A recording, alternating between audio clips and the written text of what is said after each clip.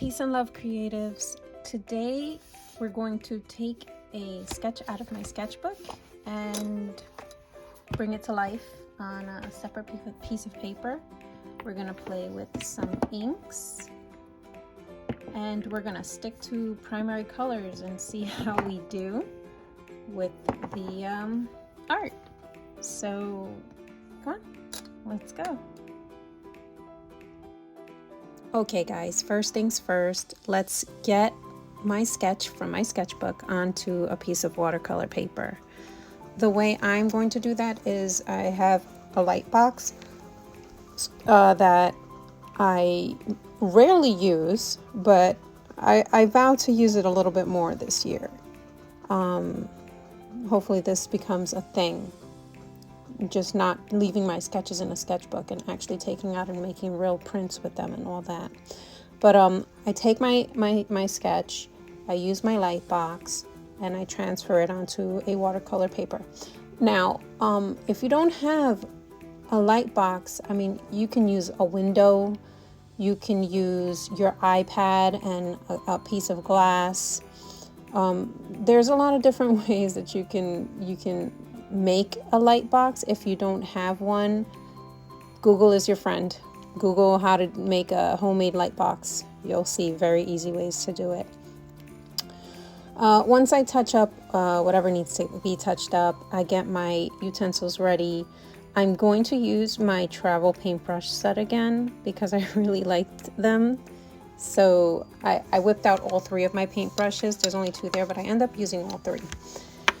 Now I'm just setting up the primary color inks on my palette, and also I showed you there that I will be using white at some point, and let me tell you, I wish I used it sooner. It made a world of difference. So here I'm just getting some water put into the ink wells and mixing my first color. I'm trying to make a skin tone. You hear the enthusiasm. The skin tone that I attempt to make changes. I think I changed the skin tone on this piece, I want to say 4 to 5 different times I changed the skin tone. Here I tried to darken it up, I end up turning it green. I'm like, okay, that's not a skin tone. That's like if she's a zombie, so let's not use that one. So I move on. Now I start off using my inks like I would watercolor, and I have to remember that when I'm using ink, it's not going to be liftable once it dries. It's going to be there and it's going to be there permanent. So if I don't want that look or that open space, then I have to cover it before I do anything else. So I end up going a little darker with her skin tone afterwards.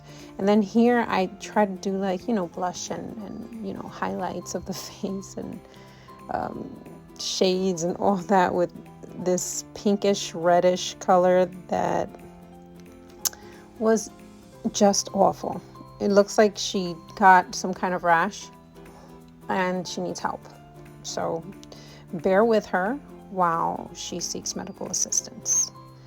Here, the green that I ended up turning green, I made it even more green and used it as the background. And this is how like experimentation works, right? Like you you see if you like it, you put it on there on the paper, and if you don't like it, it's ink, you can go right over it. You can go right over it and change your mind, and it's okay. So, fun fact, her arms skin tone was beautiful. Like, if I was able to achieve that up top on her face, we would have been done. Everything would have been great. But that wasn't the case, and I just, because of that, end up changing the tone in her arms and the color in her face and all that. So it happens eventually. Here I do her hair blue, and I really wanted to do her hair pink, but I don't know, the paper, the colors that I was using on the paper, I don't know, just pink wasn't vibing with me. So I end up going with blue, and I like the blue. I like the blue. It's good.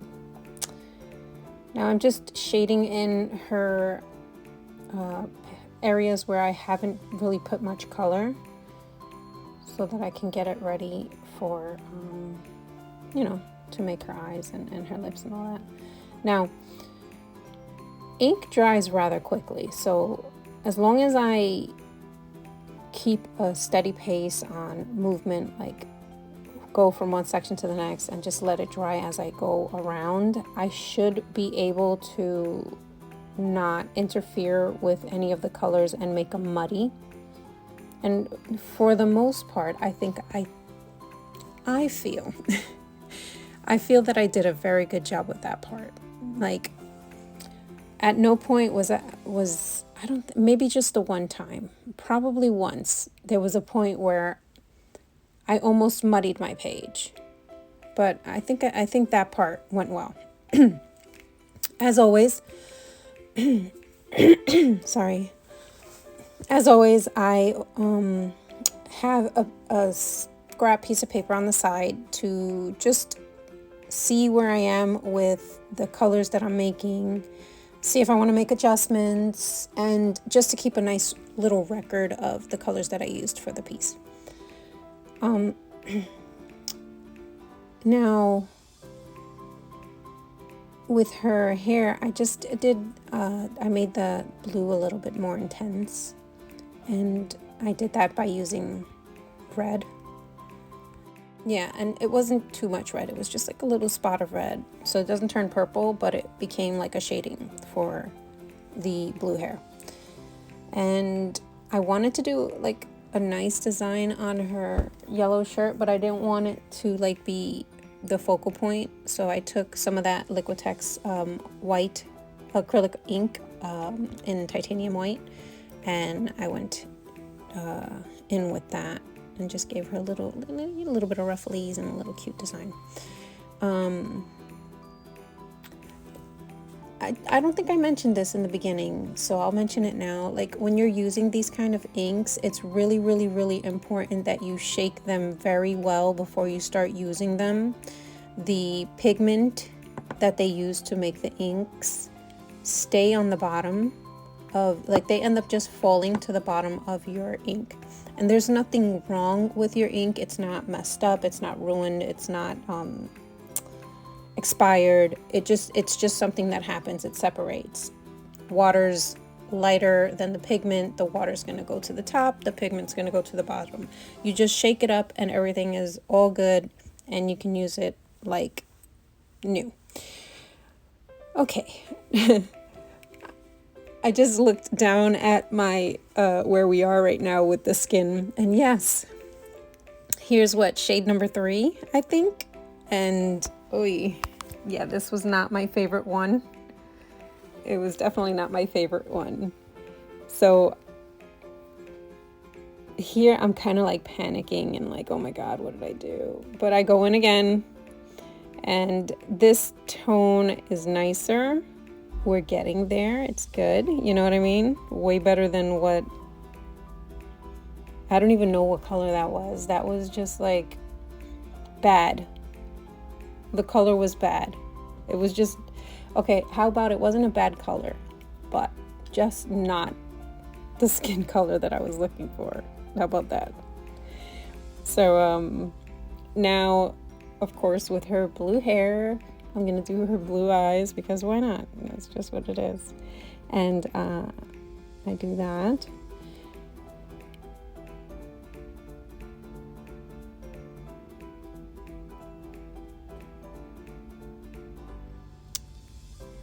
And I think once I started using the white in the mix, everything just changed.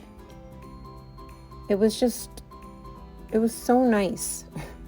The addition of the white, it just like, it dialed down the severity of like the red and the blue and the yellow, and it just like, I don't know, it just lightened it up a bit. It lightened it up where I was happy with the tones that I was getting. So that was a fun little addition. Wasn't happy with her nose, but again, this is something that I'm practicing, and I definitely want to try this again. I do. But it's ink. Let it dry, go over it, and do it again. And while I'm doing this page, I'm getting more comfortable with, putting down specific shades and like blending them in.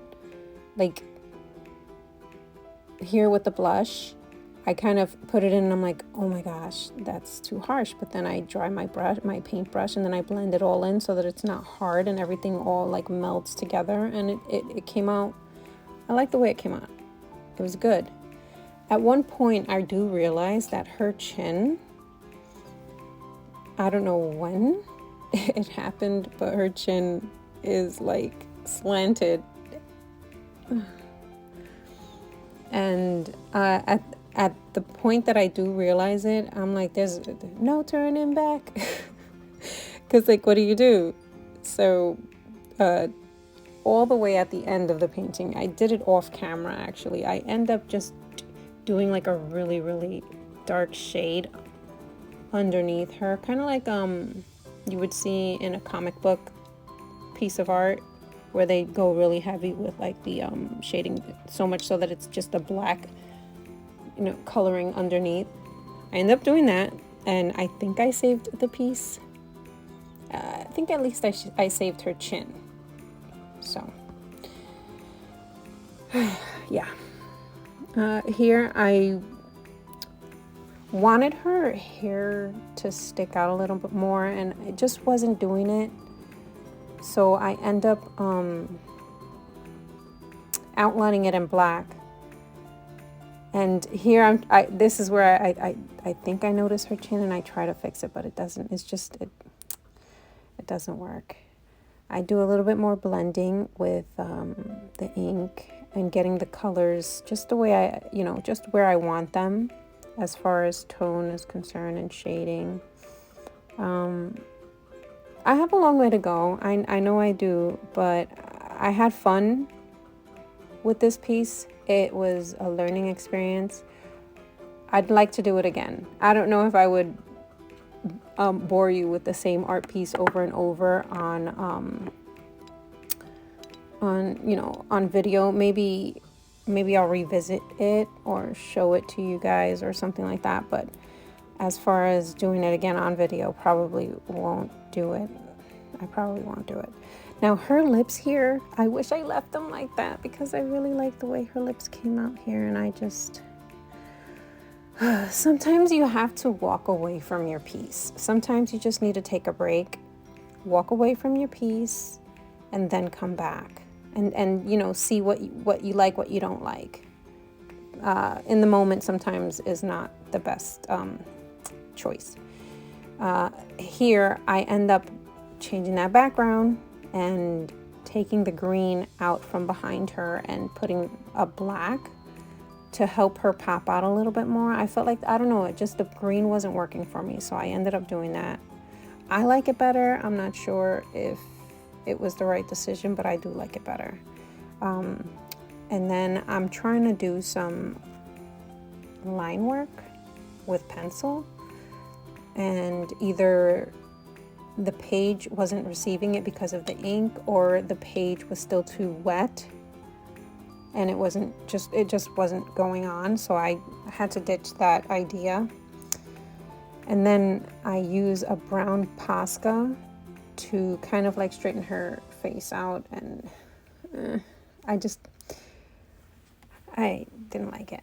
I do use the blue Posca to give her some highlights and to give her a little bit different dimensions on her hair and such, and that was nice.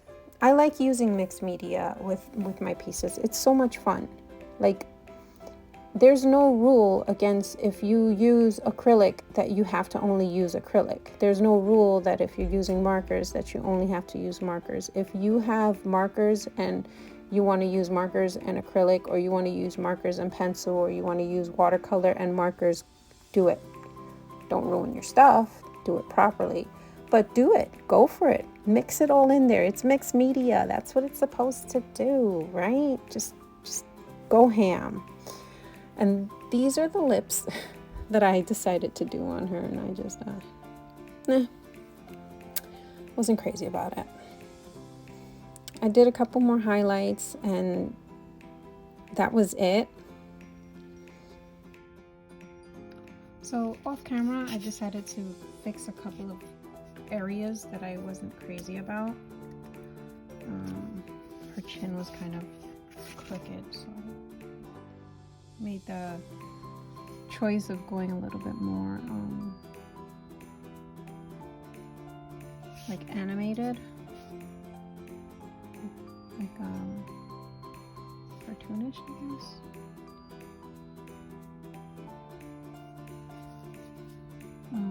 Not sure but it was a good idea or a bad idea, because it's kind of, I don't know, I think it's fine. And then I also went in with this on her hair to give her like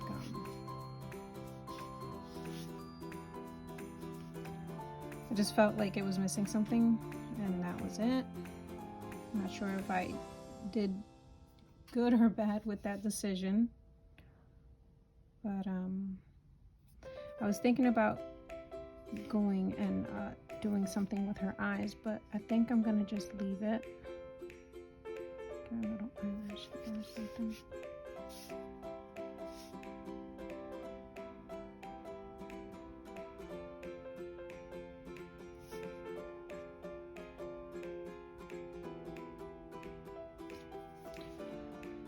And I think I'm gonna leave it like that, because I feel like if I do anything else, I'm just gonna mess it up even more.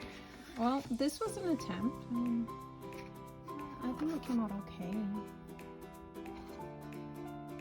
And the best part about it is I have my original sketch of it in this book.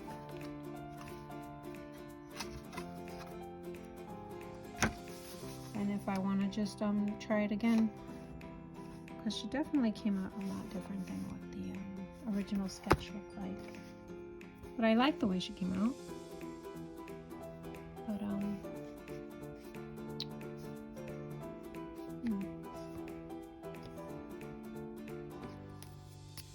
guess all that's left to do is sign it, right?